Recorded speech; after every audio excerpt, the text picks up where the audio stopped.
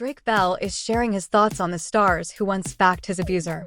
Following former dialogue coach Brian Peck, 2004 conviction for sexually assaulting a minor, 41 letters were filed to support him at his sentencing. Unsealed records revealed Boy Meets World star Will Friedle was among those to submit a letter.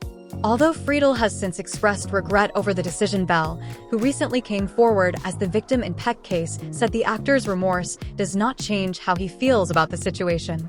"I worked with Will on Spider-Man," Bell shared in the April 7th episode of Investigation Discovery Quiet on Set docuseries. "There was a lot of opportunity to apologize or talk about it and never did."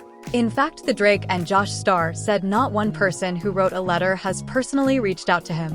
"But also, I mean, it is a very difficult subject to bring up, especially in a work environment," he continued.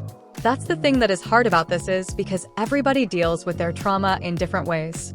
Everybody comes to different conclusions at different times in our lives. Ultimately, when it comes to Peck supporters, Bell does really appreciate their perspective now, but feels it doesn't change the past."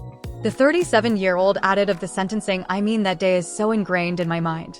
2 months ago, Friedle addressed his involvement in the case, saying he wanted to cry for being naive enough to believe Peck asked us to support him and go to court with him, which a lot of us did, Friedle said on the February 19th episode of his Pod Meets World podcast.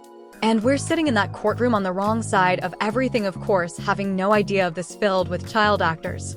To the point where the victim is mother turned and said, 'Look at all the famous people you brought with you. And it doesn't change what you did to my kid.'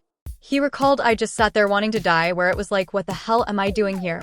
Following the 2004 trial, Peck was convicted of sexually assaulting a minor and sentenced to 16 months in prison.